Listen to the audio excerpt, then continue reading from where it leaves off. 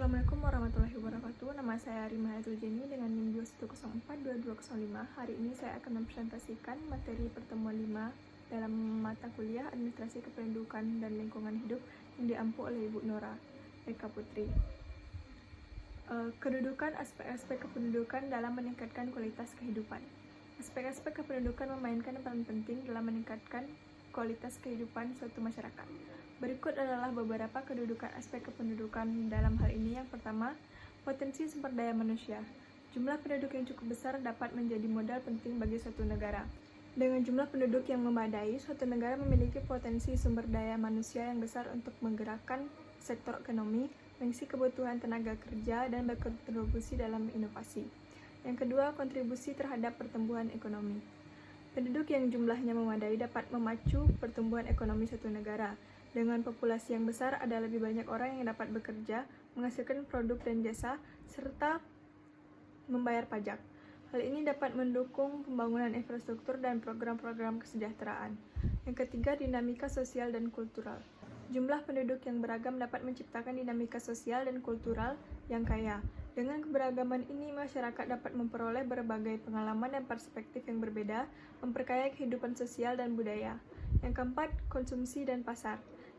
Dengan jumlah penduduk yang besar, pasar domestik suatu negara menjadi potensial besar bagi produsen dan penjual. Ini dapat mendorong pertumbuhan sektor perdagangan dan industri dalam negeri. Yang kelima, inovasi dan kreativitas. Dalam populasi yang besar ada potensi lebih besar untuk munculnya individu-individu kreatif dan inovatif.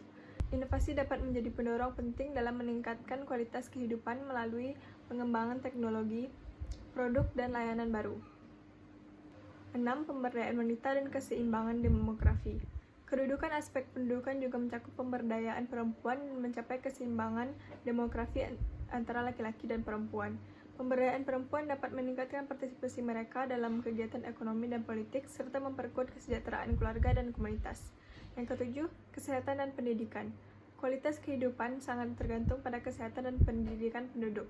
Menjaga kesehatan fisik dan mental, serta memberikan akses pendidikan yang layak, adalah aspek penting dari kebijakan kependudukan yang baik.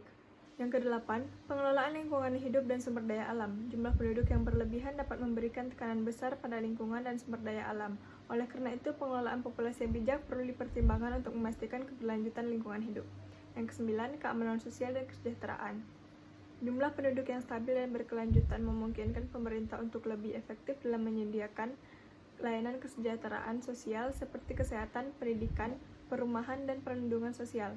Ke-10, partisipasi politik dan penciptaan kebijakan. Dalam keterlibatan yang kuat dari penduduk, masyarakat dapat berpartisipasi dalam proses politik dan berkontribusi pada pembuatan kebijakan yang memengaruhi kualitas kehidupan mereka. Penting untuk diingat bahwa penanganan aspek kependudukan haruslah seimbang dan memerhatikan berbagai dimensi termasuk hak asasi manusia, keberlanjutan lingkungan, dan keadilan sosial. Terima kasih. Assalamualaikum warahmatullahi wabarakatuh.